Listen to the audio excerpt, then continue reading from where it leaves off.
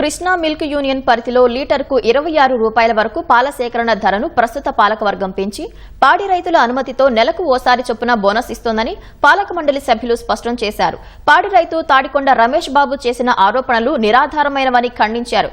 గతంతో పోలిస్తే ప్రతి లీటర్కు 15 నుంచి 18 రూపాయల వరకు ఎక్కువ చెల్లిస్తున్నామని చెప్పారు. కృష్ణా మిల్క్ యూనియన్ నిర్వహణలో ఎలాంటి అనుమానాలున్నా గ్రామ సహకార పాల సంఘ అధ్యక్షులు నేరుగా వచ్చి నివృత్తి చేసుకోవచ్చని తెలిపారు. కృష్ణా మిల్క్ యూనియన్కి సంబంధం వల్ల ఓన్లీ పాల వ్యాపారం, పాల పదార్థాలు, పాలకు సంబంధించిన స్వీట్స్తో తప్పితే వేరే బ్రాండ్స్తో కానీ వేరే పేరుతో కానీ మాకే రకమైన కృష్ణా మిల్క్ యూనియన్కి సంబంధం లేదు. ఇవాళ రైతుకి రేట్ అనేది ఖచ్చితం కానీ బోనస్ అనేది ఖచ్చితం కాదు. వాళ్ళ క్వశ్చన్ ఏ రకంగా చేశారనేది నాకు అర్థం కావట్లా. టర్నోవర్ను బట్టి రేటు కానీ బోనస్ ఇవ్వడం జరగదు. లాభాలను బట్టి లాభాల్లో నుంచి వచ్చిన పర్సంటేజ్ని బోనస్లుగా ఇస్తారు కానీ టర్నోవర్ను బట్టి కాదు.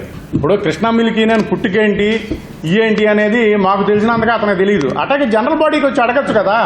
ఇప్పుడు రేపు 25 జనరల్ బాడీ ఉందండి, రండి అడగమనండి. 4 ప్రెసిడెంట్లు కలుపుకోవచ్చు. తప్పు ఉంటే 4 కాదు 40 మంది కలుపుతారు, 400 మంది కలుపుతారు.